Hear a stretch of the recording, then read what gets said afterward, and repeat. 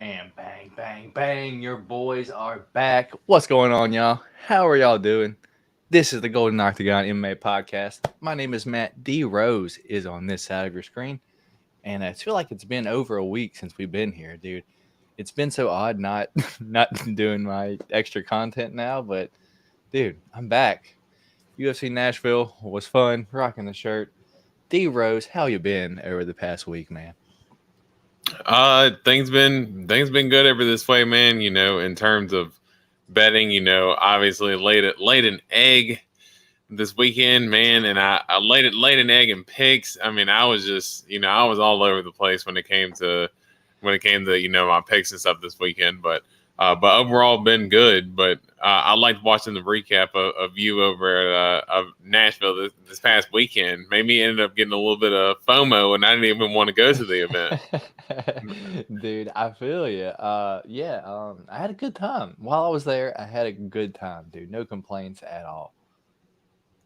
Yeah, no, that's awesome, man. And then yeah, one other thing, my shirt finally came in. My Dan Hooker just a scratch shirt came in. Dope Ah, stuff. nice, nice. With I'm gonna get in a weird position here because the way my chair is centered, but it has the X-rays of where his Here, arm. let me full screen you so they can see what you're talking about. Let me get this off. Yeah, so it's the X-ray of his face and his arm where he broke it during the Jalen Turner fight, and still That's dope. and still came back and won. So yeah, I was definitely pretty hyped to see my shirt come in, and you gotta rep my guy, the Hangman. That's been the highlight of the week so far. Dude, that's a pretty cool shirt, you know. Your boy over here always getting new UFC shirts and stuff. So I'm not gonna show off anything new that I got yet. I don't think I got anything too new. You guys will see it when I Well, the wear it Nashville on the shirt. shirt. That's a new one. I mean, yeah, kind of. Oh yeah, Little swag, little now let swag. me now let me show the back of my shirt since we're just showing shirts over here. I don't know if you can see that. It's got the Dope, poster on the back. Yeah. dope. I actually picked out a better one, but my girlfriend ended up wearing that one the other day when we were in Nashville. So that one's dirty. It's got like some cowboy boots on it and like some like music notes, and it's like UFC Nashville. I'm like, that one's pretty cool. Let me get that one. But Yeah, yeah, UFC yeah. No, Nashville was that's cool. dope. No, that's no, that's dope, and I was laughing because seeing the back of the shirt, kind of everything almost kind of coming full circle to, why you were a little bit sour about that fight being the fight that was the main event to begin with. I gotta say, yeah, you were right. Dude, you it's were just right. like, dude, Rob Font just fell over, dude. Didn't try at all. And dude, I heard his coaches in between rounds from the stands. You got to do something different. Throw a flying knee or something. And no longer than 10 seconds later, he goes out and shoots a takedown. And he gets stuffed by Corey. And then Corey puts him down, dude. It's like, what are we doing? What are we doing? Yeah, I'm just like you, man. I won 0 bets while I was out there, dude. I had a few plays that were about to hit. I had Billy Q and Jeremiah Wells round 3 or decision parlayed up. So Billy Q round 3 or decision hits. Jeremiah Wells about to win, dude, and then gets choked out. So I'm just like, well, I guess I'm not winning this. I also had Ignacio parlayed up a whole bunch. Jake Hadley a whole bunch as well, dude. Jake Hadley was this far from snapping Cody Durden's arm, dude. How did he not tap, dude? Dude, I'm just waiting. Like, bro, I'm gonna hear a baseball bat break in this stadium right now, dude. And he just survived, dude. So just a few of them that I was just completely dead wrong on. But yeah, man. Dude, we haven't even shouted out the chat. I'm sorry, y'all. Lush in here first today. In before Austin. What's going on, Lush? How you doing? It's Let's Go, baby. This is sleeper of a card. This upcoming week, we'll get into it. You already know, D-Rose. I checked out the card literally last night, and I was like, dude, no way this is the card that these fights are on. I might be boycotting a few of these fights, or I may be picking some fighters that I don't want to pick. And I might be even laying some money on fighters that I don't want to bet on this weekend. Let's go. That's me in here. Hoping D-Rose background has some new touches, and indeed, Lush. You see that? Here, let me get the Yes, tiger sir. screen. Well, Yes, right sir. Got to throw it up with with the poster. I'm gonna get the glove up. I'm gonna try to. I got to get some stuff to be able to hold that case up, but I'm gonna throw a little bit more up there. I've been thinking about ditching the gloves anyway. I like the little bar poster up here, or the little bar picture, but thinking about ditching the gloves anyway. But going to put a little bit of new touches on. That'll be a part of the new touches as well. Hell yeah. Tank Niner watching the vlog now. That's what's up, brother. I appreciate it. I hope you enjoy that. What's going on, Derek? How you doing, brother? Yo. Okay, this is when we actually went live here. Lush Lemaine, you win this one. Just closed the work laptop. Austin working late this week. And look, D Rose, like Team Pereira is a fan of your shirt, my guy. Yes, sir. Yeah, I hope you guys are having a good night. Not too bad. Just glad to be home. And all love from Lush back to Austin. Yeah, hell yeah. It's just a few quick moments that I had this past weekend. For those of you that see this, or if you're watching now, saw a few of y'all out there waiting to meet Michael Chandler. Dude, this is the first person. These two guys were the first guys that came like up to me. They were like, "Hey man, are you the Golden Octagon?" I was like, "Yeah, man, what's up?" And then we were just fucking chatting it up while we were standing in the Michael Chandler line, kind of waiting there. So, pretty Hell cool yeah. to meet someone. It was kind of odd to me. I'm like, damn, you want to take a picture with me? I'm just a guy, but all right, cool. And then Revenant, dude, was actually at the fights. In between fights, I was running up the steps to go use the bathroom. And I heard Matt, so I like stopped for a second, and I was like, "Did someone say my name?" But I got a pretty common name, so I was like, maybe not. But dude stood up and he was like, "Hey man, I'm the guy from like your YouTube channel." So we just like chatted up right there for a second, took a few pictures, and that was also pretty cool. But some other highlights from this past weekend was your boy got to meet some fighters. So your boy got to meet Iron Michael Chandler, dude. Look at the size difference in me and Mike. Dude, I think you can take him. Dude, a lot of people said that in the comments, dude. His forearms are so big, though. Like, look at the difference in our forearm size. Oh, yeah. Same, dude. Dude, he's a machine. He's an absolute machine. And then I met the Black Wolf, Nazim Sadikov. I think I was probably the only person there that knew who he was, to be honest, though. But I was excited because Nasty Nas is a killer. You know that. And then the last one, dude. Here we go. You ready for it? I'm ready for it. Trevor Peak, baby.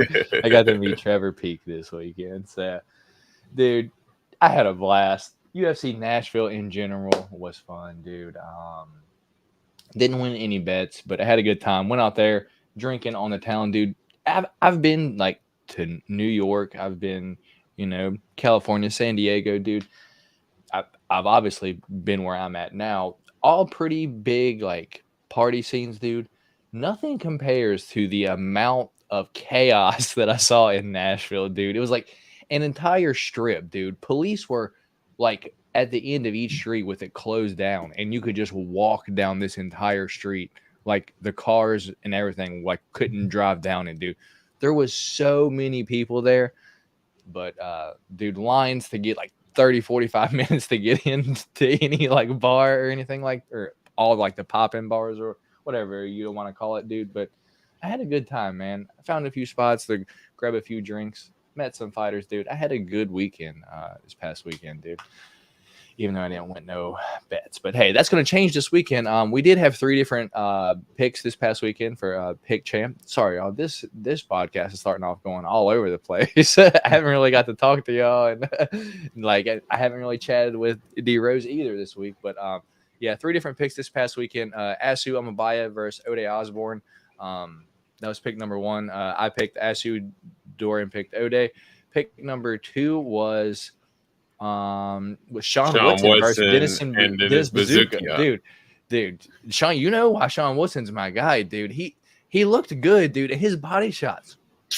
Dude, in the octagon, dude, I was like, oh, dude, he's like, because I have a perfect view, and he's just wham, just landed him, and I see the dude starting to crumple, dude. But Dennis was tough, lasted till decision, and our third one was one that I had zero faith in. That was Tanner Boser versus Alexa Cameron, dude. And I want to make 1 point on this fight, dude. Being in the arena, if anyone else was in the arena with me, you can attest to this just like me, dude. When Jessica Andrade threw punches at Tatiana Suarez, you heard a little. When Asu Amabayev hit Ode Osborne, or when Ode Osborne hit Asu, you heard a.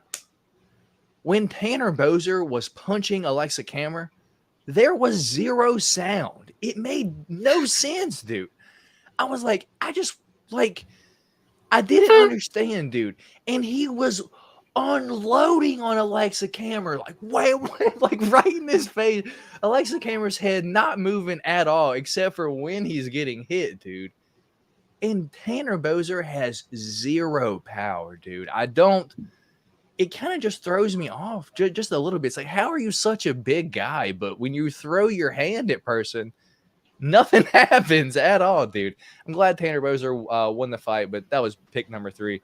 So I hit D-Rose with a clean sweep and still pick champ this week, baby. Any thoughts on what I just said, D-Rose?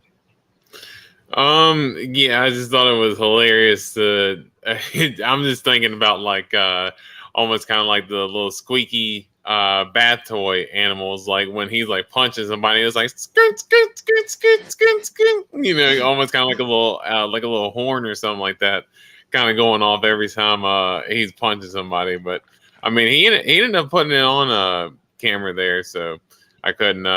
Yeah, I mean, and plus the pick champ was already lost by then anyway, so yeah. It didn't really matter.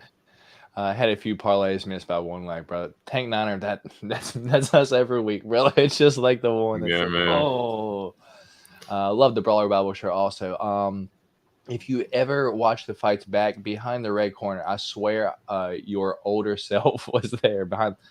I think I was behind the blue corner. Yeah, I was behind the blue corner. I was right behind Media Row, dude. I was like 2 seats up from like the media set, dude. So it was pretty nice. There was only like 3 rows like in front of me and then the floor. So not too bad, dude. Nice. I had a great time. But yeah, anything else from this past weekend, D-Rose, that you want to talk about? I haven't really watched the fights on the TV. I only saw it in the arena for the most part. But I mean, aside from the main event just being god awful, dude. I know Corey tore his tricep or like whatever, but it's like, dude, you didn't even try to throw an elbow or anything while you're on top. You would just get on top and just sit there, dude. It's like, that's what we're doing. Like, you were striking standing up, but then you would take him down and just sit there, like, and then you wait until the 5th round, dude, to sink in this choke. And Rob Font didn't want to be there the whole night. I don't know why he didn't just tap there, dude. To be honest, it's like, you didn't want to be here this whole night already. You're just falling down. Just go ahead and tap and get out of there. Oh, wait, you do want to be here. All right. And then he just like lasted till the end, dude. But dude, now you know why I was upset when that fight fell off, dude. And we found out Corey versus Rob was going to be like the main event. And then looking back at it now, what happened pretty much makes sense, because if Corey's training for Umar for like the past few months, of course he's going to increase his like wrestling game. So we should have saw that coming a mile away, dude. Anything else on the card though, dude? Yeah, I think, you pretty much wrapped it all up in a nutshell. I think just Rob Font, you take the fight, and it's not on that much of short notice because he was getting ready to fight Song Yadong next week. Yeah, so it's not like he wasn't getting prepared for a fight. He was already getting prepared. He basically had to cut his camp, just a little bit short.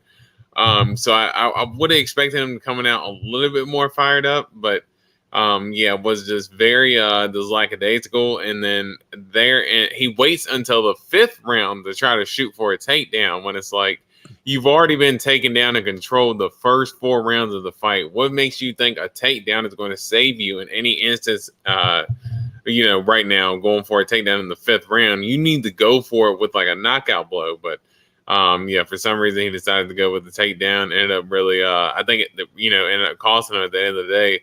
And for Corey Sandhagen to be injured like that, kudos to him to be able to pull that off. But you hate to see it happen to him, but at the same time, it doesn't mean that it was necessarily entertaining. It wasn't entertaining to watch. I was kind of in and out of it. Dana White, of course, walked out. What was it, like halfway through the 4th round? I mean, Dana kind of already knew what the result was going to be. So, and if it was something different, he would catch the highlight. But I think he was at that point kind of sold on that fight was going the way it was, and that's just how it ended up being. And Corey moves on, but I don't think he did himself any favors with the performance. Do you think they're gonna do Corey versus Merab? I mean, honestly, it all comes down to if Sugar wins, man. I think we're gonna have to wait to see what happens with him and Aljo. I mean, we just got this weekend coming up into the next weekend, so we'll know here soon. But I think if Aljo wins and he decides to walk away and it's vacant, then you probably end up putting Merab in there against Corey, just because I think at that point it's just what makes sense the most. Or if Sean wins, I think you could do Sean versus Merab, and I think Corey's the odd man out. And then you may try to do that Umar fight again, who I don't know. It's kind of hard telling at this point. Fair enough, dude. Yeah. 135 is kind of up in the air until we figure out what happens next week. Anyway, are you getting nervous yet, Matt, or what, brother? It's getting close, man. Talking about next week, man. Dude, if you don't think Sugar's not going to sleep Aljamain Sterling, dude, I'm telling y'all. All right, y'all see, dude. Oh man, no chance, dude.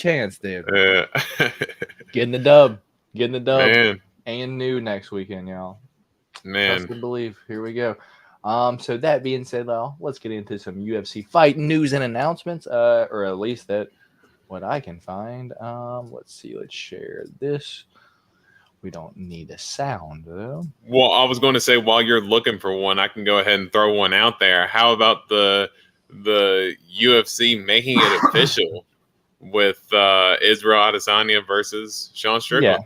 Yeah, I'm sure we saw that coming, though. Like, that don't really surprise me too much, man. Yeah. Kind of put it in the paper, though, at least. I think because of his performance, the UFC will give Sandhagen the Umar fight again when Sugar wins the belt. If Vera wins and wins his fight, UFC makes Sugar Vera 2 for the belt. Biggest fight. Dude, those would all be great fights, dude. I think the hardest fight for Sean O'Malley is going to be Corey Sandhagen, though. Just because he's the only person that's relatively the same size. Yeah. And, dude, I will actually tell you, so I was actually watching the Adrian Yanez. Adrian Yanez does like a live stream every weekend of like the co-main and main event, basically. And I actually went on there and asked him a few questions. And I actually asked, does he think Aljo would be too small going up to 145? And he said, you would be surprised at the size of like Aljo when you see him in person. So he was like, the fact that he even makes 135 is amazing, but he said that Aljo is a massive dude. So I think, I think Sugar could have his hands full with that, though. Dude, it's crazy to think. I don't know, dude, because like I actually met a few of the fighters. Dude, I was bigger than every fighter that I've met, like tallness wise. They honestly probably like fucking like weighed more than me.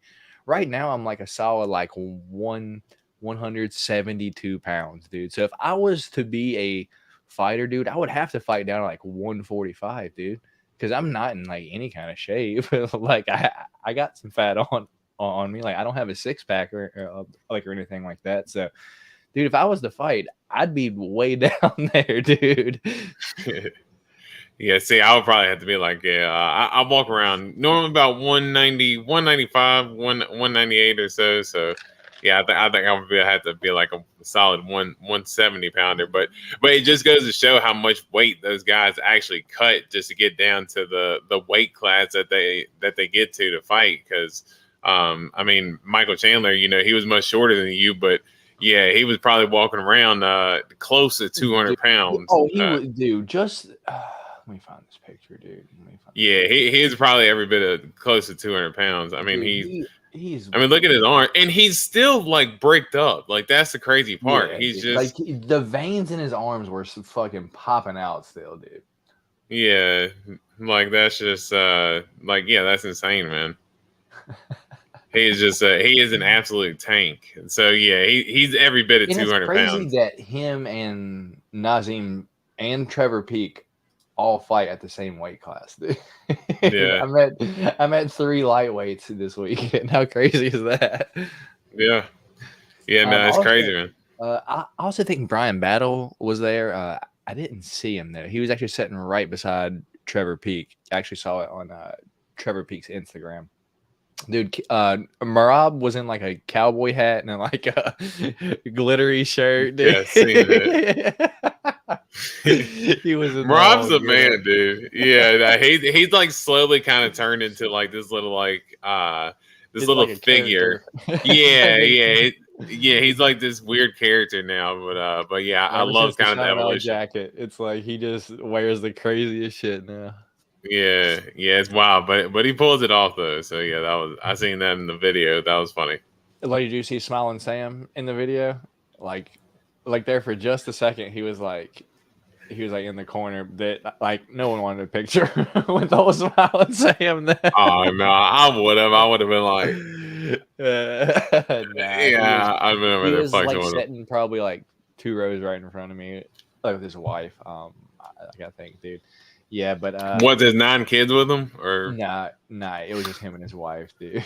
Anyway, let's get into these fight announcements. D-Rose, I don't know if we said this last week. Ankalaev versus Johnny Walker, October 21st. You surprised about that?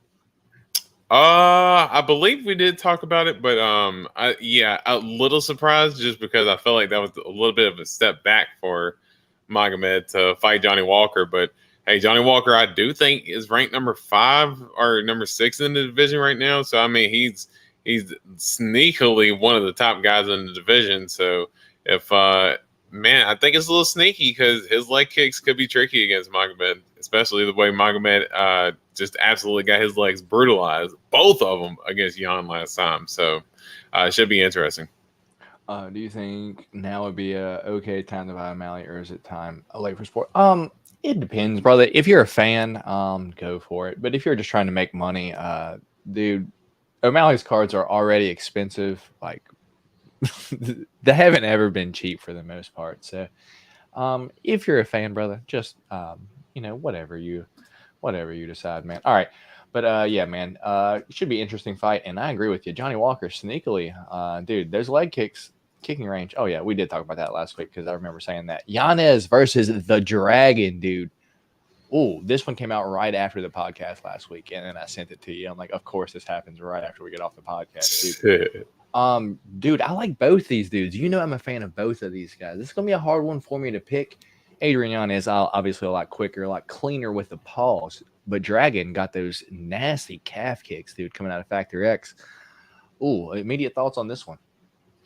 Yeah, this is definitely an interesting matchup. I told you that, I'm a Yanez fan, and he, as you said, he is clean with the boxing, but yeah, Jonathan Martinez, he's tough as well, man. So I think this is an interesting fight considering where both guys are, but which oblique kicks.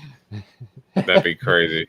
Oblique kicks. And we have Khalil Roundtree's #1 fan in the chat, Nate Brown, right now. And there we go. But but yeah, it should be a banger though. It should be a good fight. All right. That's this past weekend. We got Fernando Padilla taking on Kyle Nelson. Don't care about that one. Let's see. Here we go, brother. Brian Battle going to be taking on AJ Fletcher September 23rd. What's your thoughts on that one? Brian Battle still at welterweight, dude. Yeah, that's what I was getting ready to say. It's depending on if Brian Battle can make weight, because I know he struggled making weight in his last fight, right against Gabe, or was it against Green, that he ended up struggling making weight. Maybe. Dude. Yeah, I think he had a little bit of a weight cutting issue in one of his fights here recently, but AJ Fletcher, a guy who is going to have a massive height and reach disadvantage against Brian Battle, that's going to be a hard one for him to cover range with. He's got power, but man, he looks like he should be fighting at 55 instead of 170. He's just so much smaller than everybody else is. AJ Fletcher is. There's a comment here that says Slim Shady versus Little Brock Lesnar. The heart the comment. Yeah, that's gonna be an interesting one. Brian Battle, huge for 170 though. We got Bill Algeo taking on Alexander, the Great Ape now, Hernandez. What's your thoughts on that? Oh, this is a featherweight. That's what I was getting ready to say. So Hernandez is trying his hand again back at featherweight. That's going to be interesting. I mean, he's not fighting the toughest of competition, so maybe it could be for him try to ease back into 145 instead of trying to fight killers like he did before. Hell yeah, dude. Still not really a fan of him though, gonna be honest. Dude, that's this weekend. T-Rex gonna be fighting again, dude. Hell yeah. Here we go. We got David Dvorak gonna be taking on Tatsuro Taira. Thoughts on that? I think that's a winnable fight for Taira. I don't expect him to get fucking mollywopped by Dvorak like he did in his last fight. No, and I don't know if Dvorak has the power in his hands, but I do think someone who's kind of a dog. He's got good. Tough.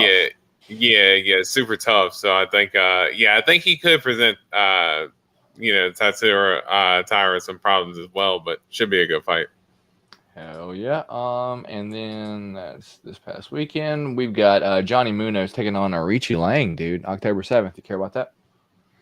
Yeah, it should be a good fight. Arichi Lang. I just love saying that again. Yeah, and bantamweight now. So I just love saying the name, man. Arichi Lang. God, makes me want to throw up. I'm not even going to read that. You guys can read it if you want. But yeah. Wait a minute. Rodrigo Nascimento versus Dontel Mays 2. Didn't ask for the first one. All right. Brady Heastan is out. Damon Black. Oh, that's this weekend. 2. 2, dude. 2. Abu Azatar going to be taking on Cedriquez Dumas. You care about that? 2. All right. We got Vulcan. Okay, Osmat Mirzakhurov is out. Vulcan No Time Uzdemir going to now fight some Russian looking. He's fighting his clone. It's like a Russian Anthony Smith. Dude, he's fighting. He's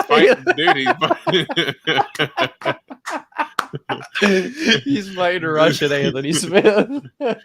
Dude, it looks like Anthony Smith from The Hills Have Eyes. Like, dude, it looks like a mixture of Anthony Smith and Josh Emmett put together. Like, what is this? Dude, it looks like Volk is like fighting his twin. Dude, look, same pose, bald head, same black hand wrap, like on the same hand. Like what is this? Like, it's Volk in an alternate universe. Yeah. Dude, I can't stop looking at it because it's weird to see.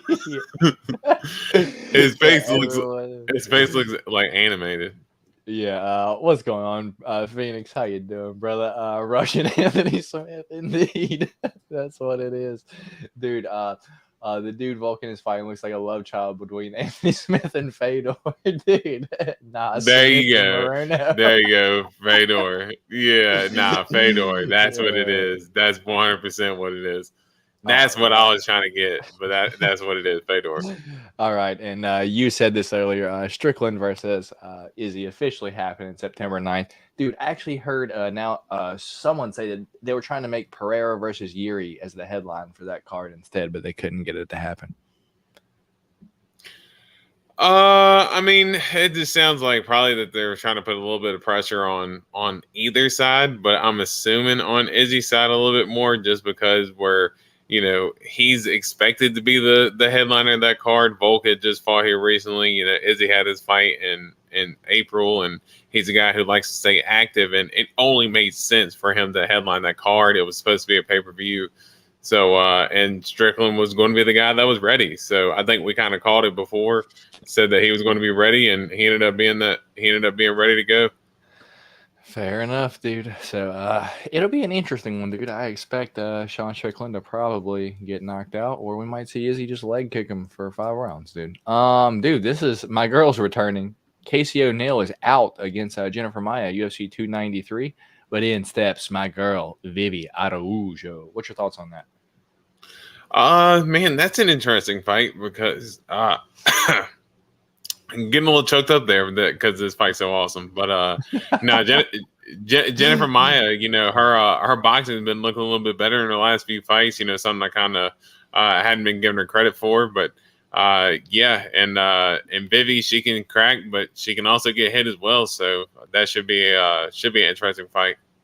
Hell yeah. Natan Levy going to be taking on Alex Reyes. I don't know who Alex Reyes is. You know who that is? Not really.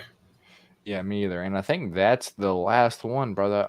There's I don't know. There were a few more, but I don't really think they were too standoutish for the most part. Let me pull up Tapology now, and we can get into the fights for this weekend, man. You excited at all for the fights this weekend? I mean, my boy Vicente Luque is back, but I mean the That's card, a dog too, right? yeah. No, well, it makes no sense. Well, I mean, if you think about it in terms of what he's returning from, the first time he had ever been getting finished the way he did, and dude, I don't know if you've seen the reports, but dude, him having the brain hemorrhage. Yeah, he had a brain hemorrhage after that fight, dude. So I mean, yeah, I can understand how people are a little bit hesitant on wanting to pull the trigger on him, Hell yeah. But with that being said, let's get into it. Let me run down. Let me pull up make sure I share my screen with y'all so y'all can see what I see. Let's see. Boom. All right. So as always, I'm gonna let you know the fights, the whole card, top to bottom, where it's at. I'm going to ask Lee Rose what he thinks about the card, and then we're going to go bottom to top, back up, making our picks, and we're going to have at least 3 different ones this week. Putting up my pick champ up on the line, dude. I'm starting to feel bad for D Rose a little bit. I'm kind of feeling like he was feeling for me when he was on that just streak of just winning, dude. But it's back here now, and I love it here. It just looks so beautiful just being back there. So with that being said, let's give it to you. This weekend at 4 p.m. Eastern time. So we got back to normal time fights this weekend, dude, because they've been late the past few weeks, man. But going to be taking place at the Apex. We got an Apex card, but it's not the worst Apex card in the world, as we have 13 fights headlined by the silent assassin Vicente Luque taking on RDA Rafael dos Anjos. We got Killer Cubs, one of the killers on the card, Killer Cub Swanson, taking on Mean Hakeem Dawodu, one of D Rose's favorites. We got Khalil Roundtree taking on Officer Chris Dawkins. We got Polyana Viana taking on Yasmin Lucindo. That's going to be a banger. We got Tafan the Don Chukwi taking on AJ Dobson. This is the fight that I will be boycotting. I might have a bet on it, though. We got Josh Frem. They're going to be taking on Jamie Pickett, dude. We got Marcus McGee. Also, what are we doing here? Taking on JP Buys. Dude, it's like all the fighters that have been cut from the UFC got signed back for this card, dude. We got T-Rex, Terrence McKinney going to be taking on Mike Breeden. We got Francis Fire Marshall taking on Isaac Bulgarian. And I thought a few weeks ago I was going to get to see Josh Parisian get knocked out by Walt Harris. But this week we got Josh Parisian taking on Martin Buday. I think it's Buday or some shit like that. So instead this week we get to see Martin Buday hold Josh Parisian against the cage for 15 minutes. We got Montserrat Kanehu, my girl, D Rose's D Rose's favorite fade of all time, going to be taking on Jacqueline Amarim. We got Damon, the monster Blackshear, going to be taking on Jose Johnson. And our first fight of the night, curtain jerker, is going to be Juliana Killer Miller, going to be taking on UFC newcomer Luana Santos. So, D Rose, with that being said, what's your thoughts on the card? Give it a grade overall, and then we'll jump into it, brother. I mean, at best, a C. I mean, that's at best. I mean, and to be fair, it's the week before pay-per-view, so it's not like we're expecting them to bring this huge banger because they have been delivering from time to time for the most part. But man, this is going to be a hard one to try to pick just in terms of gambling and everything, man. It's a tough card. I feel you, man. I don't have strong leans either way, but hoping that I can be right this weekend because I could use a win back after spending more money this past weekend. Because I was like, you know what? I'm just going to pick my few spots and I'm going to lay it, dude. And all the spots that I laid it, I was wrong. So this week, I'm back. You can call me Mr. Matt Machine Gun Parlay. I'm only spending $25 this weekend, and I'm going to shoot out the parlays like I usually do. Bang, bang, and hope bang. I can win something back, dude. And shout out there, Goofer. 199 Super Sticker, brother. We truly appreciate you for stopping by here and spending your hard-earned money, keeping the lights on over here on the Golden Octagon. I appreciate that, brother. So with that being said, jump into it, man. First fight of the night going to be Juliana Killer Miller going to be taking on Luana Santos with a nice tapology photo, if you will. It's like it's the most like everyone else is in there like in the cage like right after a fight, and this chick just has like an IG photo up here. Anyway, we got 3-2 overall for Juliana Miller. She's a plus 120 dog, and she's going to be taking on 5-1 Luana Santos, making her UFC debut at a minus 140 favorite right now. Juliana Miller, 27 years old, 5'7", 66-inch reach. Luana Santos, 23 years old, 5'6", 68-inch reach. D Rose, do you want me to start this week or do you want to go? Yeah, if you want to go ahead and start, you can on this one. All right, man. This is how I feel. I think a lot of people are really down on Juliana Miller because of how she looked in her last fight, dude. But at the same time, I was saying that shit all fucking week. That dude, she's out of her level when it comes to striking. I think UFC realizes that we need to put her against a girl that's a little bit more her level. So they bring in Luana Santos. I believe she fought at LFA or something like that, dude. But I've kind of looked at it just a little bit, dude. She likes to do this head and arm throw a little bit, and she's got okay striking, dude. My only thing is Juliana Miller just has zero striking defense, dude. She just gets punched in the face. So it's like, who knows what could happen here? But strictly for picks, dude, I'm going to go Juliana Miller as the dog to get the dub this week, man. Not confident in it at all, to be honest. But yeah, I think UFC wants to get Miller back on a win. She just not one tough. Let's match her up with someone more her level and get a dub this weekend. Which way are you going, brother? I think you might be muted, man. We got Luana. Yeah. Good. Luana Santos looks like less like a fighter and more of a girl who sells fully charged crystals. There is no doubt in my mind she has a live, laugh, love canvas. And she definitely goes off her damn like horoscope for everything. Like if she is an Aries or a Pisces or whatever, like that is like her life motto is living by her horoscope. Like that is 100% Luana Santos, and that is why I'm going Juliana Miller, just because of that. Just because I don't like like people who live life only going off their horoscope. And that's exactly what Luana Santos looks like she does. Yeah, man. So maybe we'll be able to get back on the Killer Miller train this weekend. I've called her right for the most part, aside from the first fight in the UFC. I thought Brogan was probably going to beat her, and then, dude, I don't know if Brogan just had an off night that night, but it's like, dude, Juliana looked like she had better striking than Brogan Walker did, and Juliana don't have good striking or good defense, dude. So that one just threw me off altogether. But hey, maybe UFC jitters or whatever. We'll get it back into it, yo. So let me pull up this next one here. Oh, no wonder. I'm like, where did it go? I have it here. I just can't find it. There we go. Next fight of the night going to be Damon, the Monster Blackshear, going to be taking on Jose or Jose Johnson. I feel like I've seen him fight once, right? Yeah, on the Contender Series. Makes sense. Against Jack Cartwright. Interesting. So, Damon, the Monster Blackshear, 13-5-1. Jose Johnson, Lobo Solitario, that's his nickname. All right, 15-7 overall. Damon, the Monster Blackshear, 5'10". I'm sorry, 29 years old, 5'10", and a 72-inch reach. Today might be his birthday exactly too, because it just says exactly 29 years opposed to the days, so that's kind of odd. And we got Jose Johnson, 28 years old, 6 foot, and a 71-inch reach. So Jose Johnson going to have a 2-inch height advantage and a 1-inch reach disadvantage. I think the Monster taking this fight on short notice, I believe, D-Rose. So, bantamweight, which way you going, man?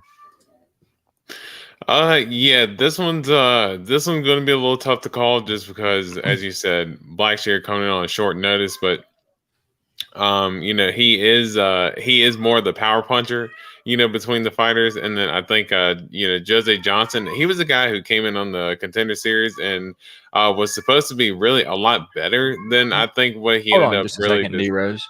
You don't have a dog, man. So, maybe when your cat starts meowing, dude, that should be, your cat calling the dog of the week, the cat of the week, if you will.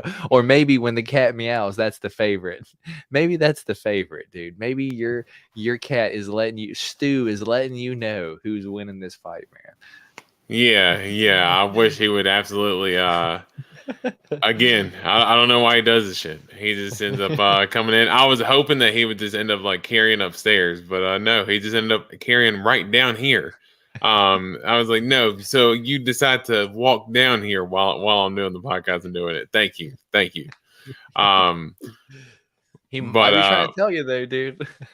Yeah, no, 100%. No, I think, but Jose Johnson, when he fought in the Contender Series, he didn't really look too great. He's big for the division, but I think, I think he's had a little bit of trouble making bantamweight from time to time as well. Blackshear taking the fight on short notice.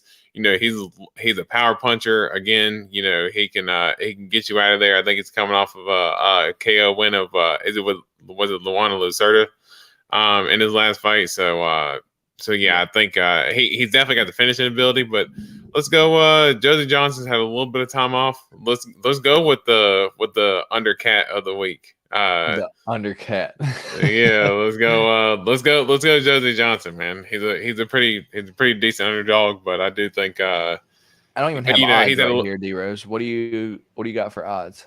I'm looking on I'm just looking what ESPN has right now. They have minus 195 for Damon Blackshear, minus or plus 165 for Jose Johnson. But I think I think both of them are kind of hard to call, to be honest. Yeah, I just think we don't know a whole lot about either one. Like each one has only fought in the UFC. Well, I guess like Damon fought 3 times now, and this will be Jose Johnson's UFC debut. So it's just kind of hard to call because we don't really know a whole lot, man. But I actually agree with you. I think Jose Johnson pretty much going to be able to, I guess, be in the better shape and just keep the distance and pick Damon Blackshear apart for the 3 rounds.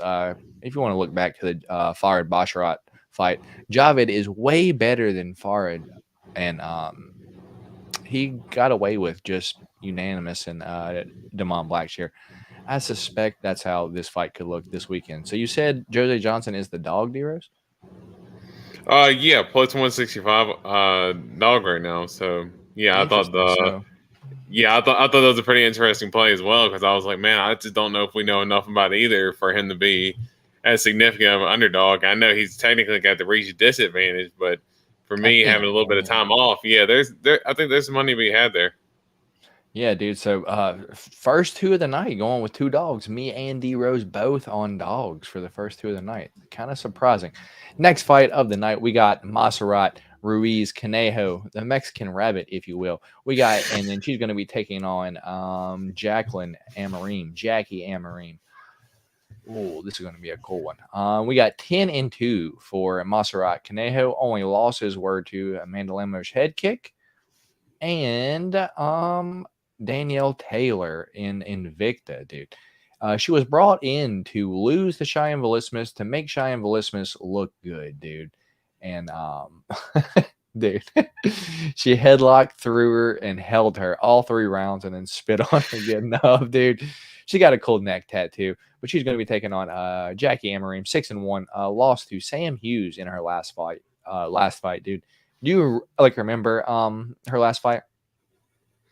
I just remember she fought Sam Page. I don't remember how. So I don't remember how it went though. How the fight went, dude, was round 1. She had Sam Page in a rear naked choke, and then absolutely gasses round 2. Has nothing after round 1, man. So seeing these odds again, it kind of makes me. Well, if Montserrat doesn't get choked out in the first round, she's definitely got the better wrestling. I choose wrestling over jiu-jitsu every single day because it works, you know? And if the jiu-jitsu player is gassed after the first round, dude, that's not good.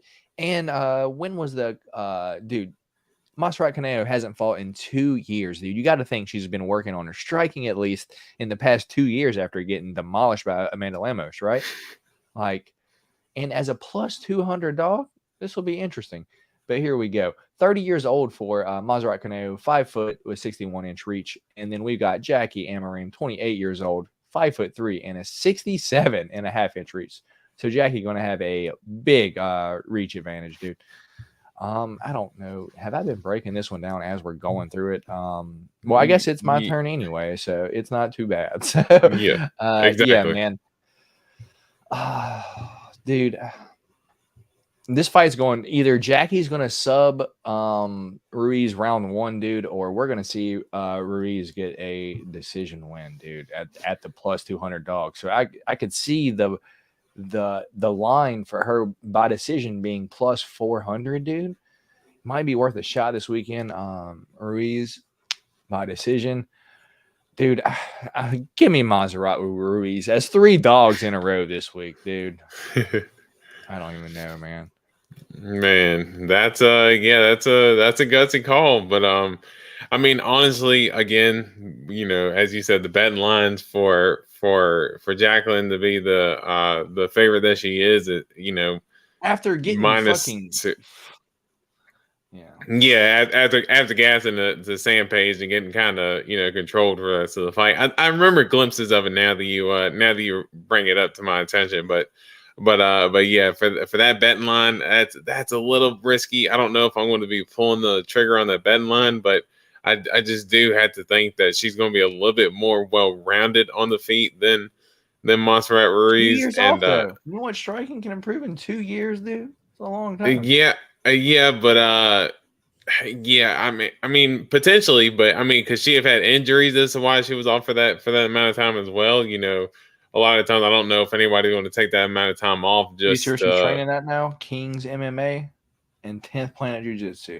So training with like Marvin Vittori and Eddie Bravo. No, King's MMA is I was kidding. Name? With Rafael Cordero. Yeah, no, King's is where like Marvin Amanda Nunes no. No. Was Amanda Nunes there? No. No. Okay, no. I'm thinking about the crew that like Colby and them. That's MMA Masters in Florida. Yeah, there you go. King's MMA is in California. They got Kelvin, Marvin, A few other like. Oh yeah. They always change it. The gyms always change their names so much too. Yeah. So it's always hard to it's always hard to keep up with them. But yeah, give me Jacqueline here and in this fight here. All right. Well, our first different pick of the week. I got to be smarter for the rest of these because these could be risky. Dude, I don't like it. I don't like it, to be honest. But hey, what can you do? This is a fist fight. Dude, next fight of the night. Dude, let's step on this motherfucking gas because we got some fights. We're on the fourth one. We got Josh Parisian taking on baddies Martin Buday, dude. 15-6 for Josh Parisian, 12-1 for Martin Buday, plus 170 dog for Josh Parisian. Minus 200 favorite for Martin Buday. 34 years old for Josh Parisian, 6'4" and a 79-inch reach. Martin Buday is 31 years old, 6'4" and a 77-inch reach.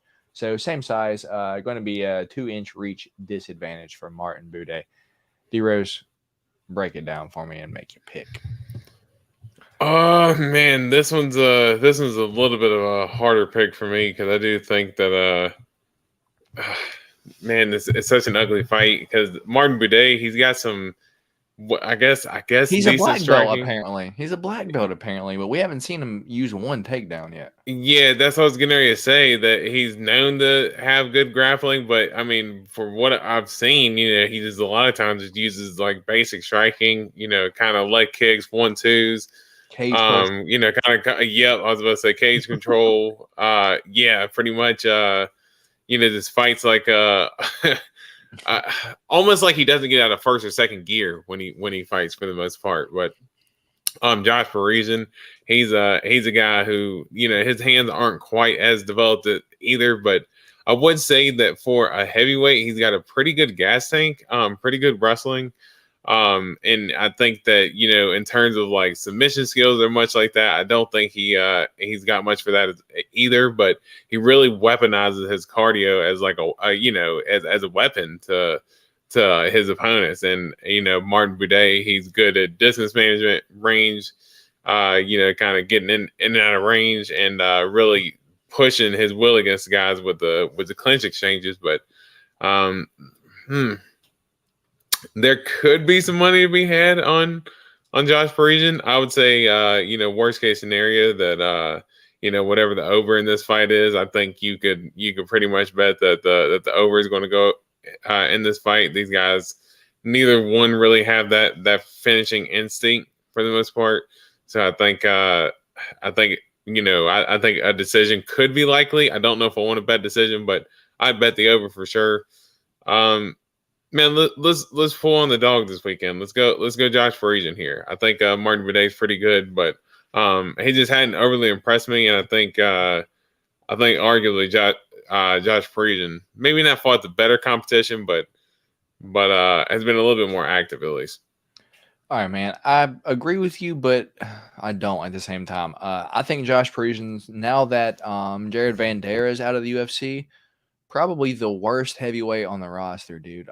They were giving him to Walt Harris, and Walt Harris was a huge favorite over him, dude. It's like he's capable of getting just crushed in the fucking first round and just gives nothing. I guess can show a little toughness, dude, but I've just seen Martin Buday just be able to just pin people up against the fence and just lay on them. And truly, dude, if we see Martin Buday hit just a trip and get on top of Josh Parisian this weekend, after having him on the fence, I could see him maybe showing that black belt this weekend. Give me Martin Buday. Most likely holding him up against the fence for all 15 minutes, but it wouldn't surprise me too much if I saw Martin Buday trip takedown and then submit Josh Parisian in the first round, to be honest. Yeah, Martin Buday this weekend for me as the I guess he's a favorite, so not too bad. Yeah, Martin Buday and D Rose is on Josh Parisian with our second different pick of the day, man. So how comfortable are you in that one? Not super, but There's not going to be Hey, a I lot of picked spots where I Conejo, think. so. Yeah, well, and man, I don't think there's going to be a lot of spots on the card where we're going to disagree. And that one, I just didn't feel, like I said, I'm just not super impressed with Boudet. So more or less of I just picked him because I'm not impressed with Boudet. Fair enough. Fair enough. Up next, we got Francis, the Fire Marshal, taking on the Midwest Choppa, Isaac Bulgarian, dude. Francis Marshall, 7-1, lost his only fight to William Gomi via split decision in his last fight.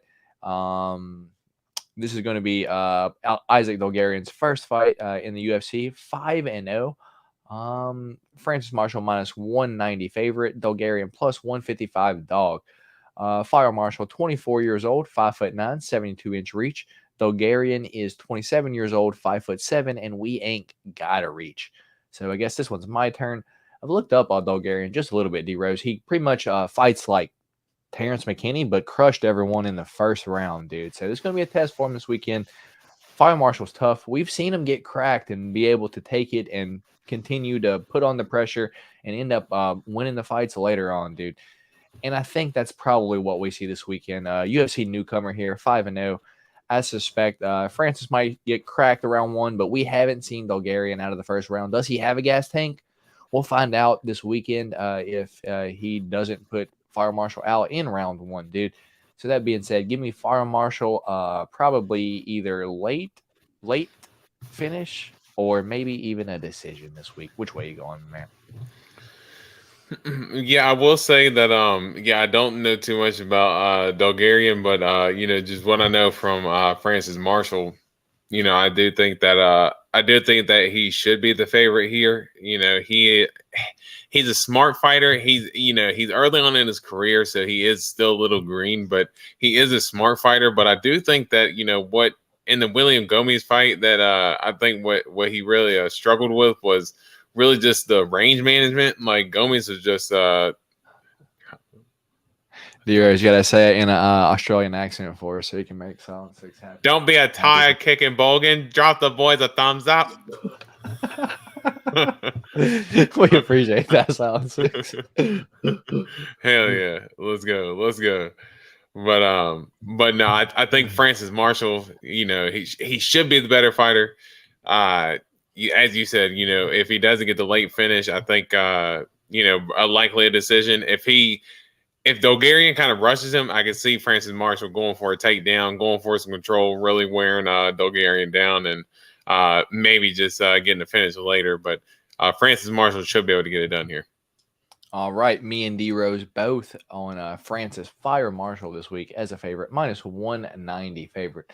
Moving on up, dude, we got T-Rex, Terrence McKinney, taking a fight on short notice against a fighter known as Money, Mike Breeden. So that being said, T-Rex 13-6 overall. Kind of been struggling his last few, dude. Mike Money Breeden is 10-5 overall. This will be his third fight in the UFC, 1-2 in a row.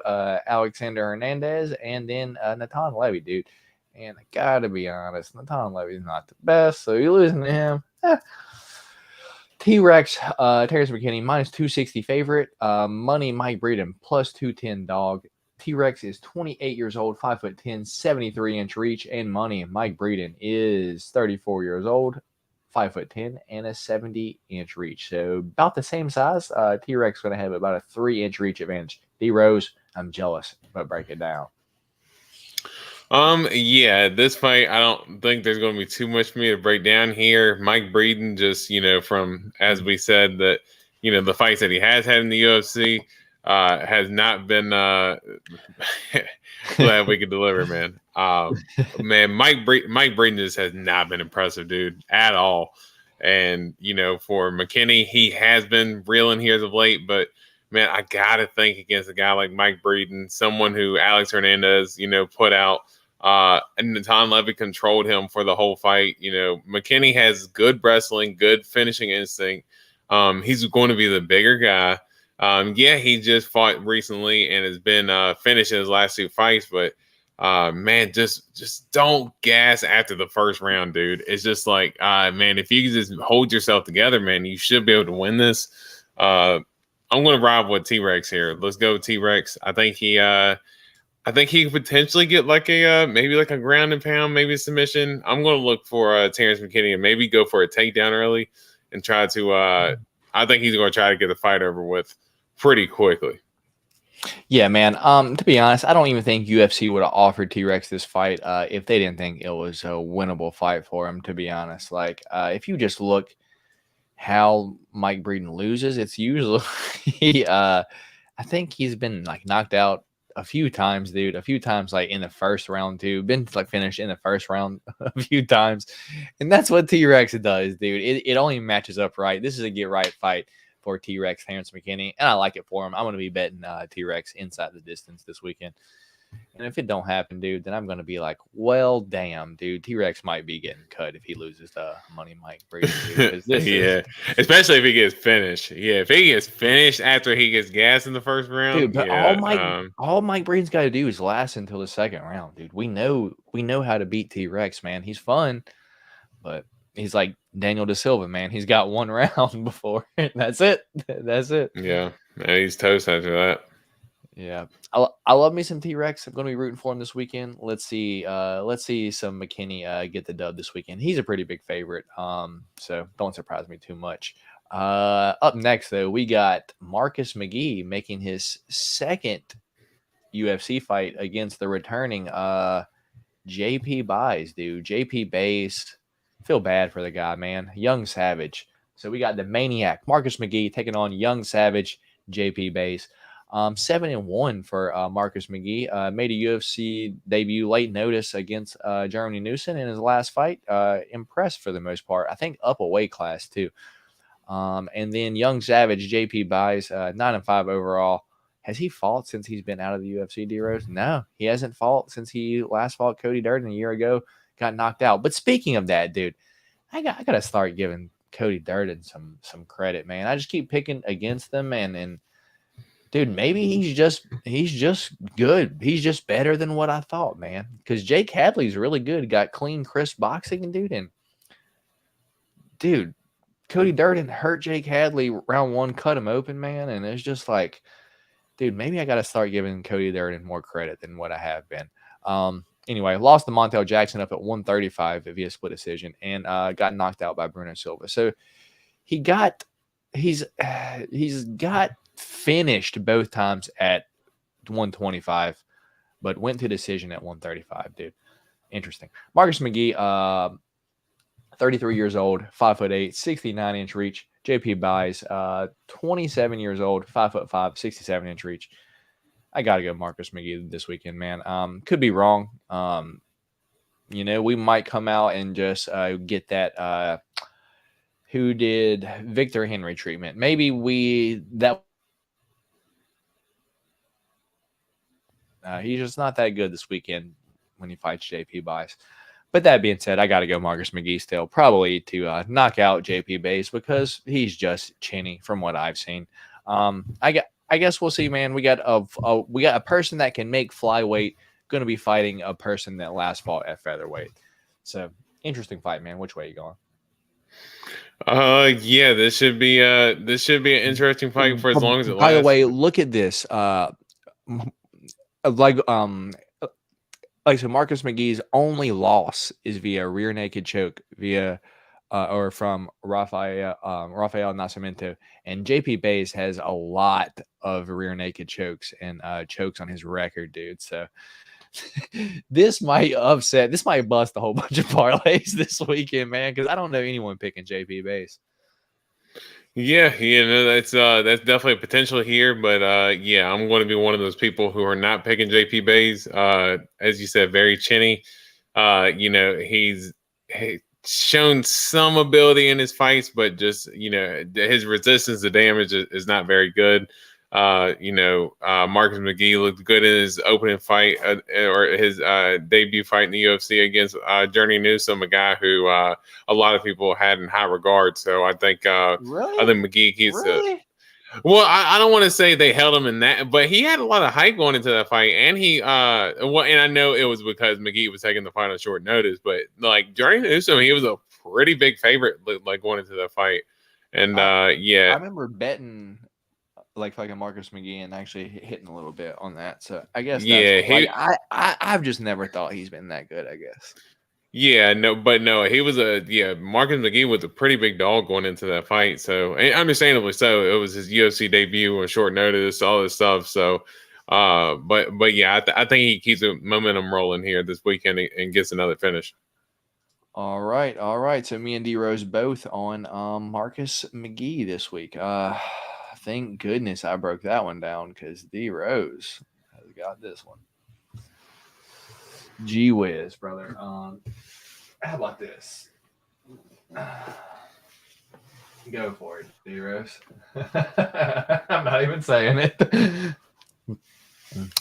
Man, you don't want to introduce your boy Jamie Pickett coming in with a record of 13-9, lost 3 out of his last 5, coming in against Josh Frim, 10-4 record, winning 3 out of his last 5, both fighting out of the United States. And for Jamie Pickett, your boy, he is 34 years old. Man, that's crazy to think that he's actually even 34 years old. Josh Frim, 29 years old. 6'4" for Josh Frim, 6'2" for Jamie Pickett. Jamie Pickett does have a 80-inch reach, so that is pretty significant there. Josh Frim 76.5-inch reach, so that's a pretty decent reach advantage. But Jamie Pickett just always known to get finished. He he almost acts like he kind of doesn't want to be there from time to time. I think that's kind of his big thing, is that he's a good athlete. He's just almost like, it was almost like he was a failed athlete at another sport, whether it was like basketball or football or baseball or whatever. Like, it was almost like he was a failed athlete when he was just like, you know what? Maybe I should start doing this fighting stuff. This might not be too bad. And then he just doesn't want to be there half the time. I think that just shows in a lot of his performances. And I think, I mean, if you want to bet that, sure. But yeah, I'm going Josh Frim here, probably by submission. Josh Frim, he's been working his wrestling in his last few fights, but I think, I think he can get a submission here. I'm gonna throw up, man.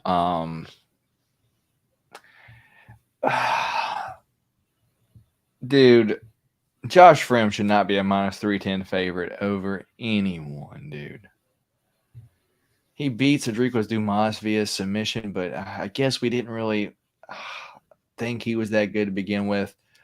Got choked out by Trayshawn Gore, dude. And then just got completely decisioned by Fluffy Hernandez. But, that's what Fluffy does on especially late notice, dude. I'm going to be betting Jamie Pickett this weekend, man. I just don't. Jamie Pickett by decision, dude. I have to see what Jamie Pickett by decision is, man. Because, he got cut from the UFC. You got to think he's maybe trying to do something, maybe get – and just who he's fighting, man. First of all, this fight is ass, D-Rose. Ass. Give me Jamie Pickett to win this fight, D-Rose. Yeah, that's man. A crock of a pig, mate. Oh my God, yeah, bloke. Man. Yeah, Jamie Pickett by decision, man. I think that's live, man. Just because, dude, Josh Frim -310 favorite over anyone. That's crazy. Dude. That's a crazy. Pulse. I'm not betting that. With a pulse, dude, should not be a -310 favorite, dude. Yeah, I'm definitely not betting that line. That's for sure. Makes me sick to my stomach, but I have to take a small taste at Jamie Pickett by decision, just because I just don't think Josh Frim should be that big of a favorite, dude, and I don't think Jamie Pickett going to finish him. He could, but is Jamie Pickett going to be in the pick champ picks? Is that? Well, it's going to be up to D-Rose. It's going to be up to D-Rose. it ain't me. Next fight of the night. Finally, we back to it. Let's share the screen. Here we go. Let's see. It's my only cause. It's only because the 3-loss streak. I guess the Jamie Pickett KO decision, double chance. Yeah, don't seem like a bad play. Nate Brown, just don't put too much money on it, brother, because it is Jamie Pickett. All right. We got Tafon the Don Chukwi going to be taking on AJ Dotson, dude. Tafon the Don, dude, had a rough last 2 fights, dude. Gave him Carlos Ulberg and Azamat Murzakanov when he was winning the Azamat fight, and then he got flying knee in the 3rd round, dude. And then Carlos Ulberg just smoked him, dude. Been out about a year now, though. Recovering, dude. Are you laughing at a comment, man? Yeah, I'm just how Carlos Ulberg smoked him. Just saying quick, that. Yeah, dude. I'm just, dude. I mean, yeah, just absolutely just rolled him. I remember you picked against. I remember you picked Tafon Chukwu going into that fight. So, well, you picked Tafon against Azamat, so let's calm down. Well, hey, he was winning the fight until the fucking knee. So you even just said it. So he absolutely rolled by Carlos Ulberg. There's a difference. We were both wrong. Okay. So Tafon the Don -150 favorite, AJ Dobson +120 dog. Tafon the Don fighting out about 3 hours north of me, Hyattsville, Maryland. 28 years old, 6 foot, 77-inch reach. AJ Dotson, 31 years old, 6'1", 76-inch reach. AJ Dotson last lost to Armin Petrosian and Jacob Malkoun. Got wrestled to death by Jacob Malkoun, and then fought in the Contender Series. D Rose, is it my turn? It is my turn. Yeah. Yes, yeah. it is. I just so what I was saying. I think these last 2 are making a lot of people less confident in Tafon the Don this weekend. Is his chin cracked now? Is it broken? It could be, dude. He got smashed 2 times in a row. But I think this weekend is going to be a get-right fight. And at a -150 dog, favorite only, I think there's some value to be had on Tafon the Don this weekend, man. Are you high on AJ Dotson at all, or what's your thoughts, man? I'm going to Tafon the Don this weekend for the dub. I don't know how he gets it done, but give me Chukwi. What's up, man? Yeah, I don't.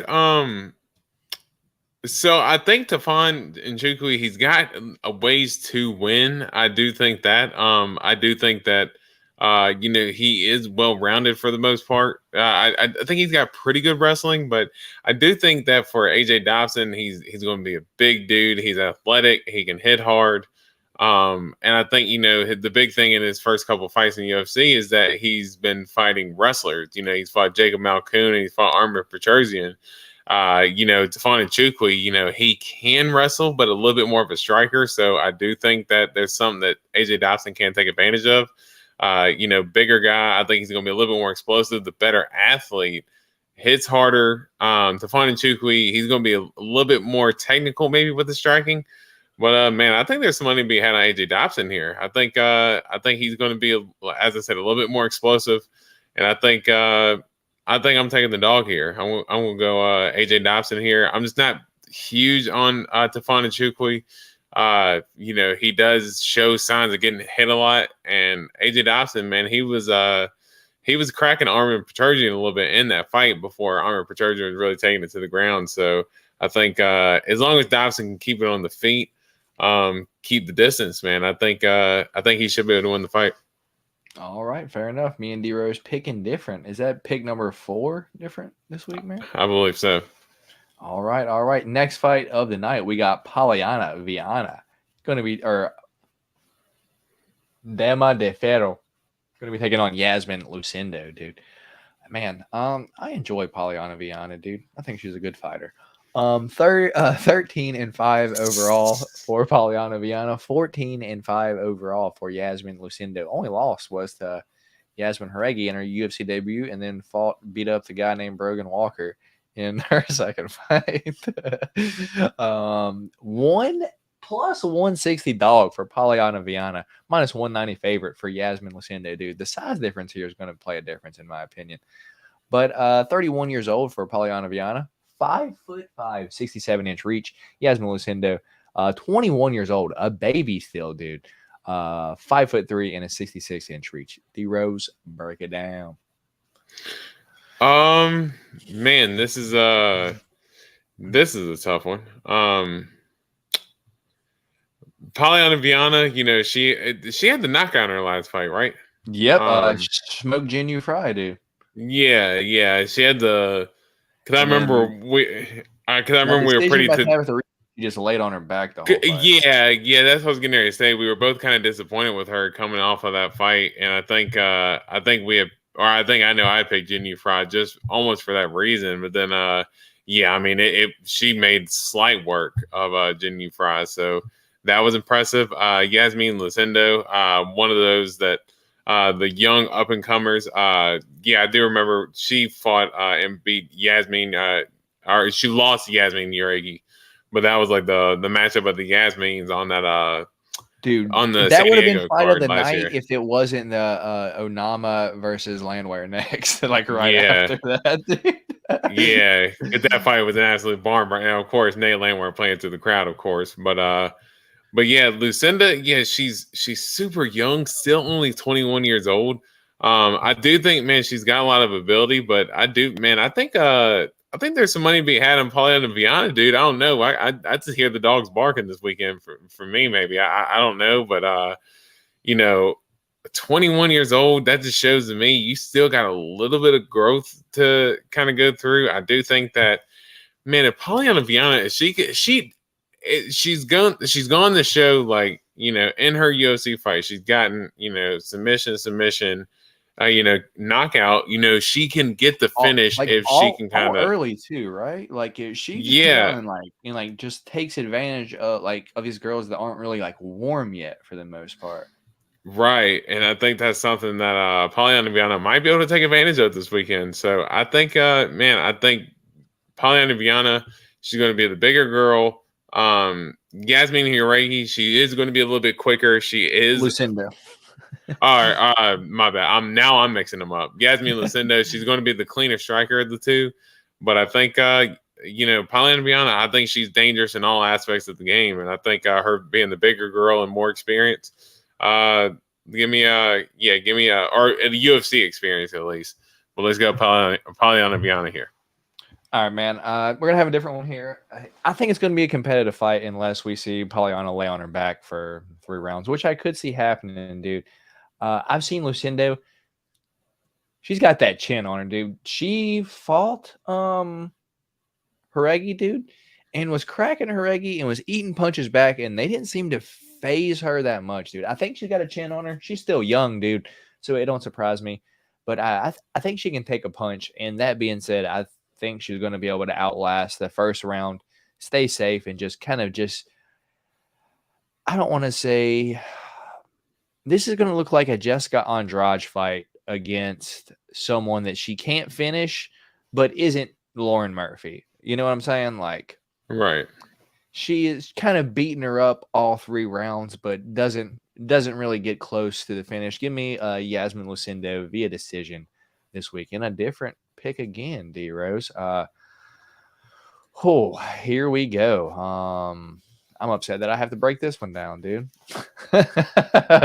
Next fight of the night.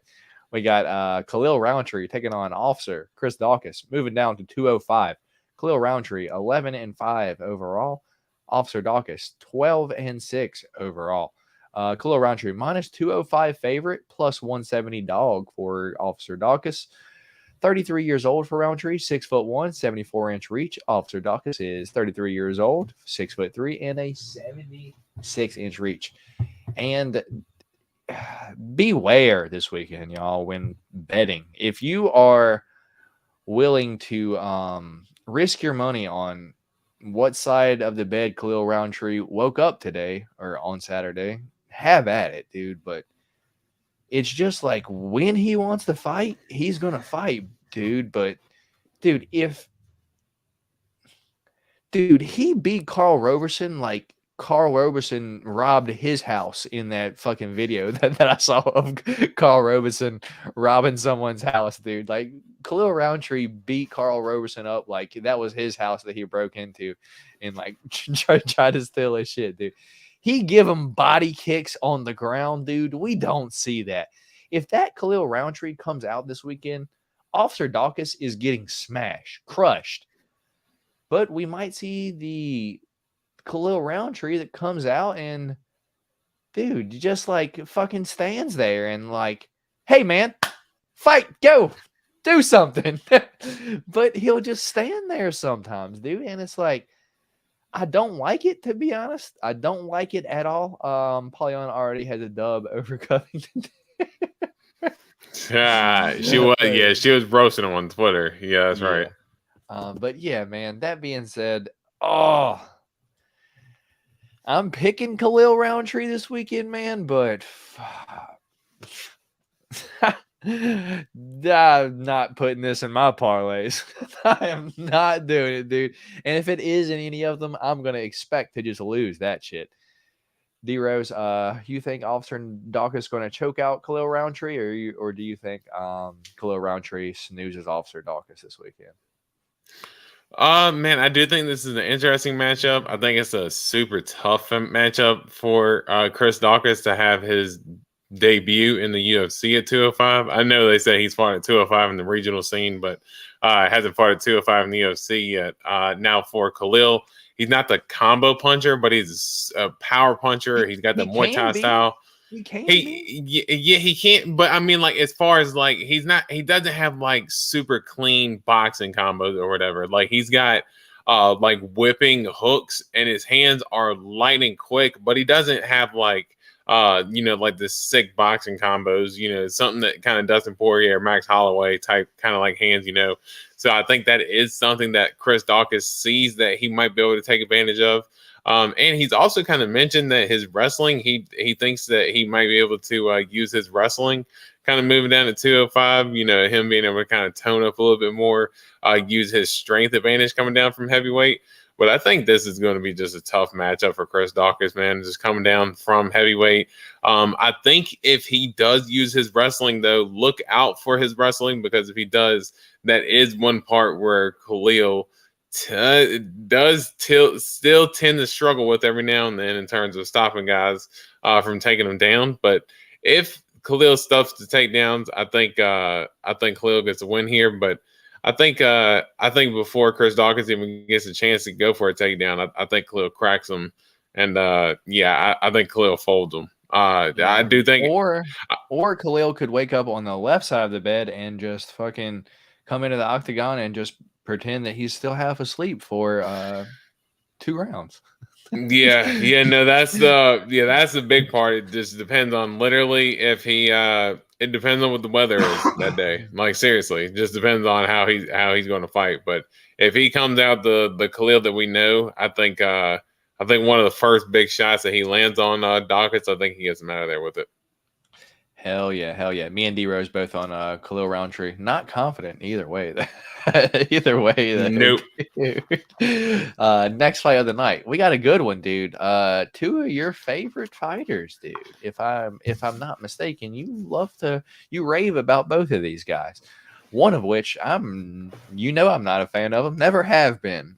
But here we go. I wouldn't say I'm the biggest Hakeem Dawodu fan. I didn't say you're a big fan. I'm just saying you do like both these guys. You do rave about both of them. But here we go. Cub Swanson, Killer Cub Swanson. I guess he's no longer Killer Cub Swanson. Going to be taking on Mean Hakeem Dawodu. 28-13 for Cub Swanson. Moving back up to featherweight now. So that's good. Plus 200 dog for Cub Swanson, though. Minus 250 favorite for Mean Hakeem Dawodu. 39 years old for Cub Swanson. 5'8", 70-inch reach. For Mean Hakeem, 32 years old. 5'8" and 72-inch reach. I believe it's your turn to break it down, D-Rose. So have at it, my friend. Yes, it is. I think I didn't realize. I guess maybe I do talk about Hakeem a little bit, but I think a big thing that I talked about him with was that I know in that Mobzar fight, I know that he pretty much he gave Mobzar all Mobzar could handle, and it went to a unanimous decision for Mobzar. But he gassed in that 3rd round, and Hakeem Dawodu put it on him. So I think that might be kind of something that I always give Hakeem credit for, was that he gave Mobzar all that he could handle. But he has kind of been a little bit up and down in his performances in the UFC. He got hurt by Julian Erosa in that fight. I thought that he should have. I know he was a smaller guy than Julian Erosa going into that fight, but I thought he should have been able to have cleanly beat Julian Erosa. So that was a little bit disappointing. But I do think that Cub Swanson, we know the dog that the Cub Swanson is. Clean boxer, got good kicks. he's dynamic with his boxing when he gets rolling, but I do think that older dog, man. He hasn't been able to resist damage as much as he was able to early on in his career. I think, for the fights that kind of made him famous, like the Doo Ho Choi fight and those types of fights, his damage resistance was just, one of the best in the business. But, his last few losses, he hasn't been finished. I don't know if Hakeem Dawodu is going to get the finish, but because Hakeem Dawodu, he's a little bit more of a measured fighter, but I could see Hakeem being one step ahead the whole time. And I think that, I think Hakeem wins the decision here. I don't know what's next for Cub Swanson. Could potentially see a retirement from him after the fight, but I think Hakeem should be able to get the win pretty easy here. All right, man. You know how I feel about Hakeem Dawodu. He has this like attitude that he's gonna knock everyone's head off. And I don't even think he's even dropped anyone in the UFC, dude. So never had a finish in the UFC.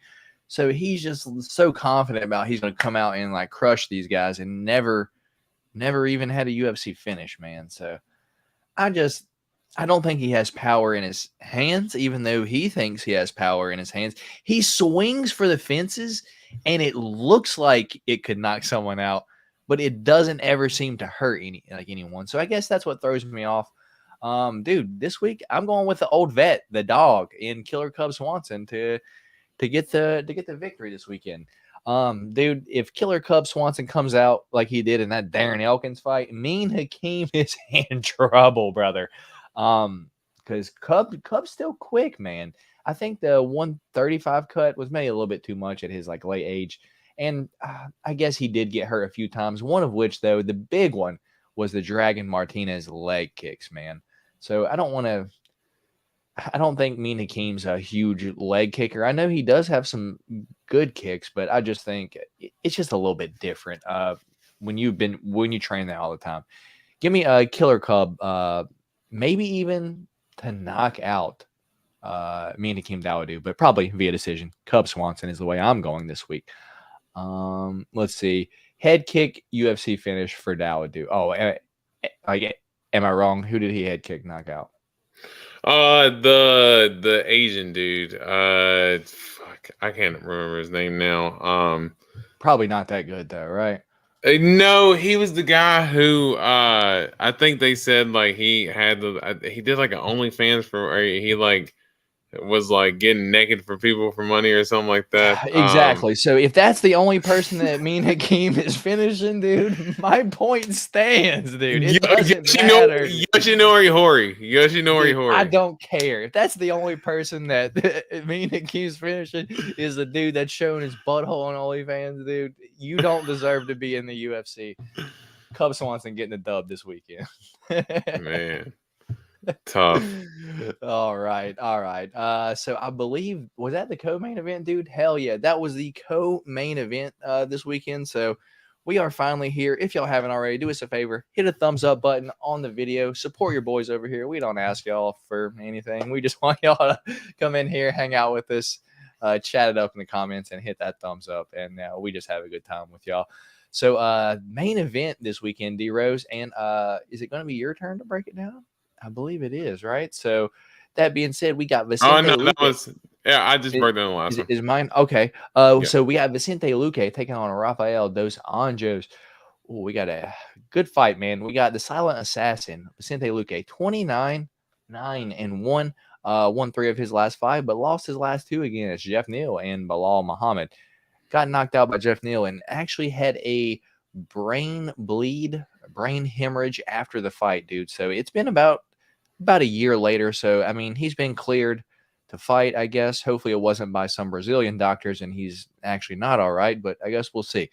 But Rafael dos Anjos, 32-14 overall, man. A legend, a vet in the game, former 155-pound champion, and pretty much beat everyone up at 170 that couldn't wrestle him for the most part. But this weekend, the silent assassin, Vicente Luque, is a plus 110 dog. Rafael dos Anjos, minus 130 favorite. Vicente Luque, 31 years old, 5'11", 76-inch reach.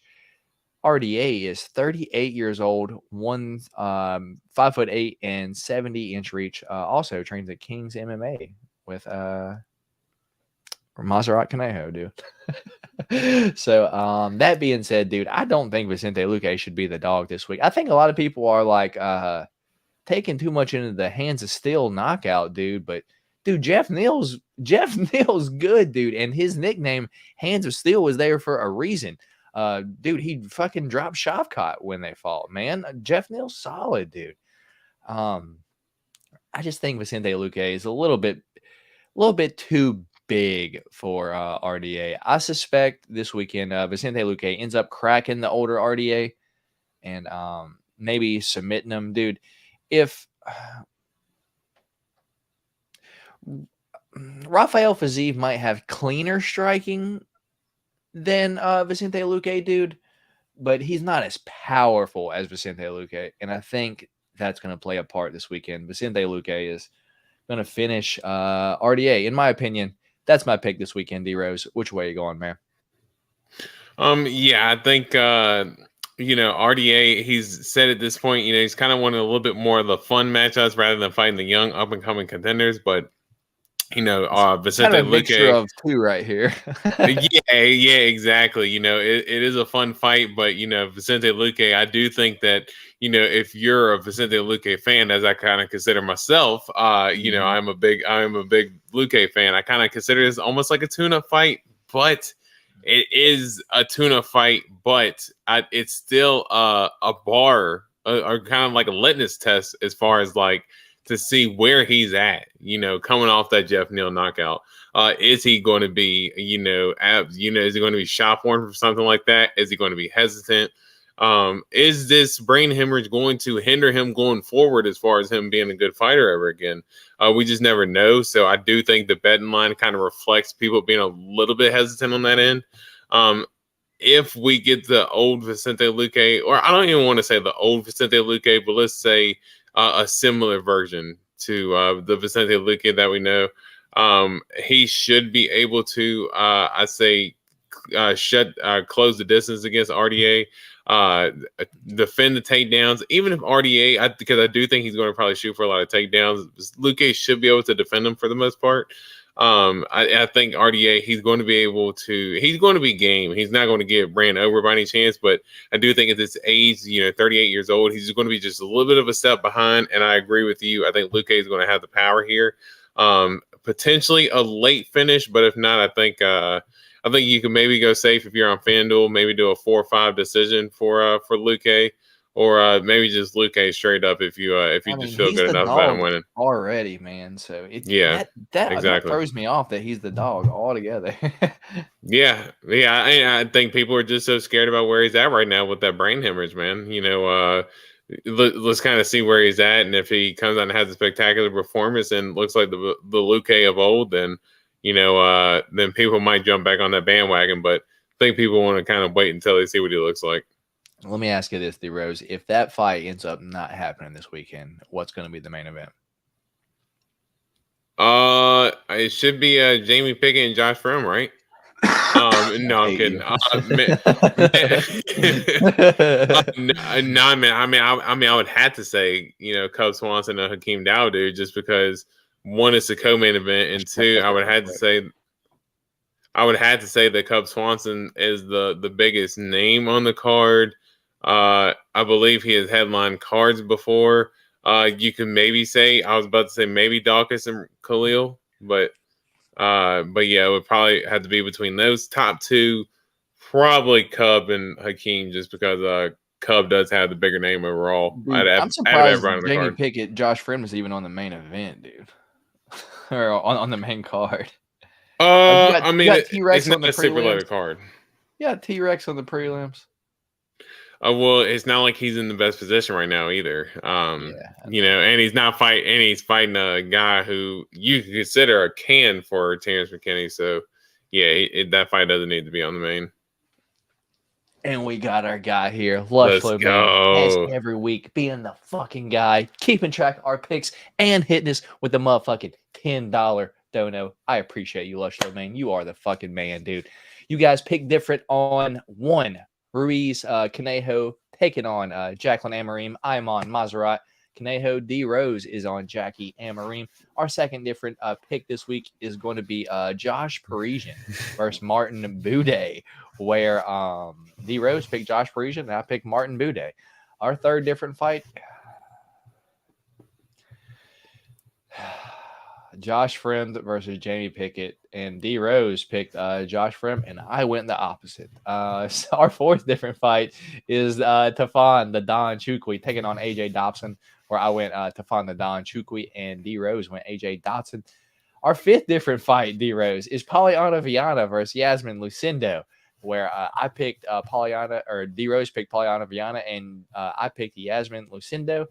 6 different fights this week, D Rose. Cub Swanson and Hakeem Dawodu, where I did pick Cub Swanson and D Rose did pick me and Hakeem Dawodu.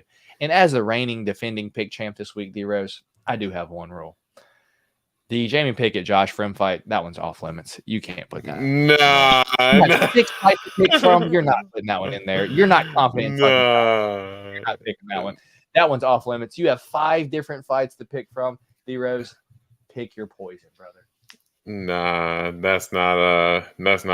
I don't like that. I think we should I think we should turn to the crowd. No, that one is not allowed. I'm not even gonna watch the fight.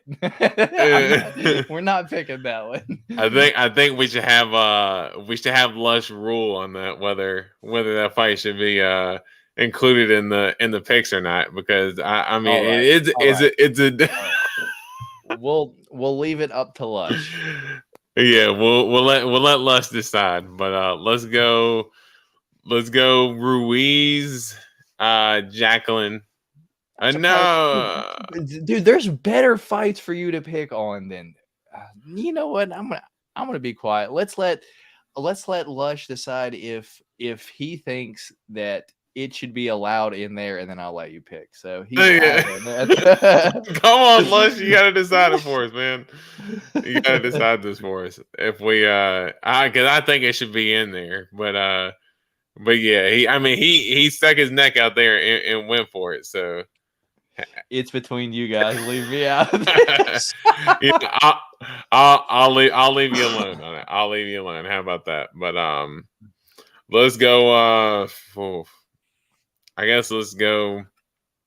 I can't go all favorites this week. I gotta go with a dog. I mean, I ended up going all favorites last week, D Rose. So even if you do, it's all right, brother.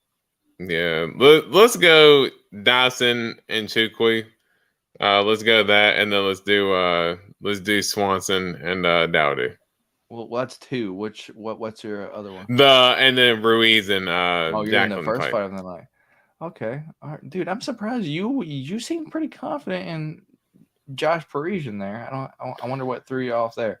Well, again, I could very well see, as you said, Boudet just lean up against the fence the rest of the fight. If Josh Parisian goes to take him down, it gets stuffed against the fence, and then Boudet just kind of turns him around and just pop shots him in the clinch, I wouldn't be surprised.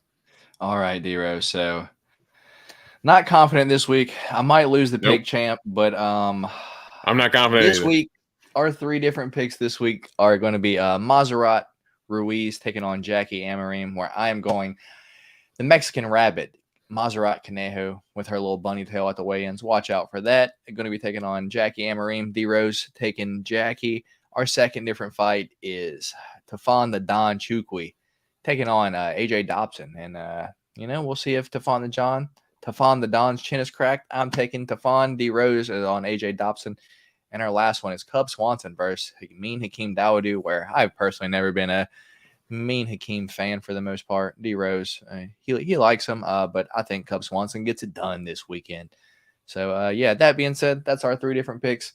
One of them was out of it because I refuse to even let me lose this on the pick champ. It's just not going to happen. If I lose the pick champ, fine, that's cool, but it's not going to be on a Jamie Pickett. It's no longer going to be on a Dontel Mays or a Jamie Pickett fight. It's not happening. I'm not losing that way. If I'm not going to put, I don't know. Interesting. And then so that's our 3 different picks. Ruiz, Amarim, Dobson, Chukwi, and Swanson Dowadu this weekend. So if D Rose gets 2 of the 3 right, he gets the pick champ back on his side next week. But if I keep it, if I get 2 or 3 or all 3 like I have these past few, I've been sweeping D Rose these past few weeks. Then then it'll stay over here. But not too confident this weekend at all in the very slightest, dude. I'm just we'll see what happens this weekend, brother. Oh man, we are at the Apex and we got some sketchy fucking fights.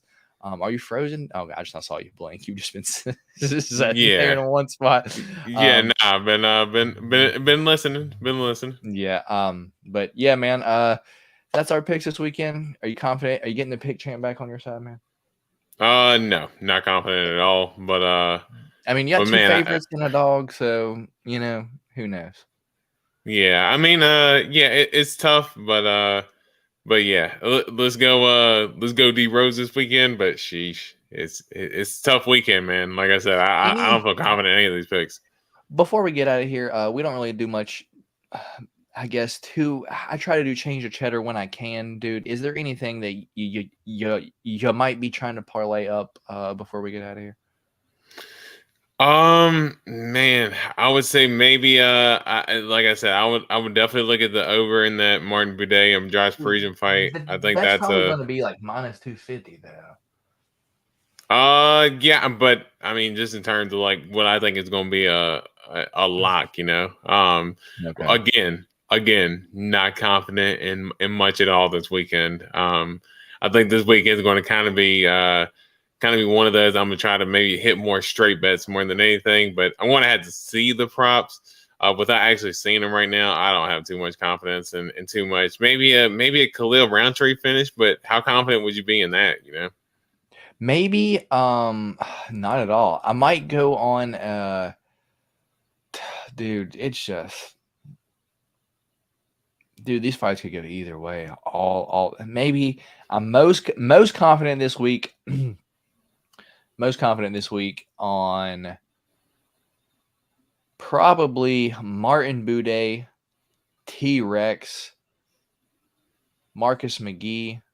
Yeah, I would say T-Rex finish. Yeah, that would be something I would be confident in. And Luque. That's probably what I'm going to be. So Luque, T-Rex, Marcus McGee, and Martin Buday are probably going to be the ones that I'm most confident on that they get the dub this weekend. But yeah, that's going to be what we are going to Austin said loser has to pay for the others next UFC pay-per-view win. Nah, I'm not going to do that.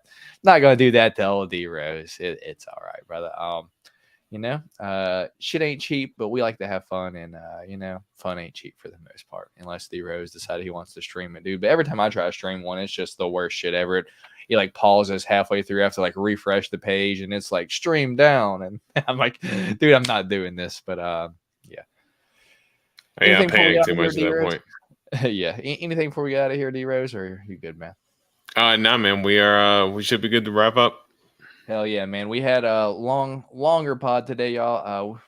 Talking a little bit before we got started about UFC Nashville and all that. Had a good time. But that's what we are here for. Hopefully y'all enjoy the podcast and all that.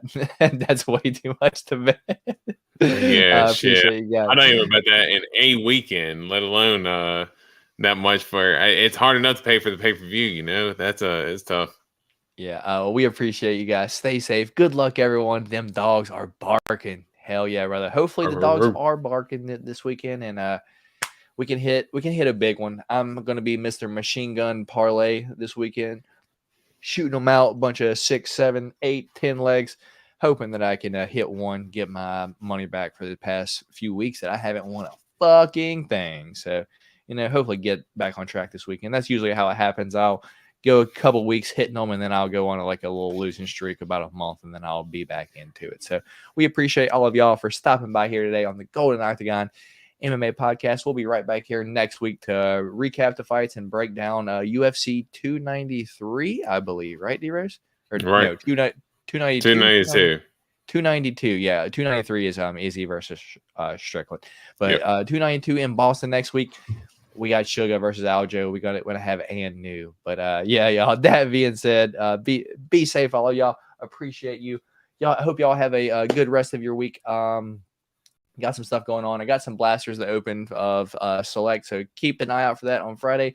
But with that being said, I'll catch you guys later on. D-Rose will be here next week for the podcast again, and we'll catch y'all next week. With that being said, Matt, D-Rose, peace. Peace.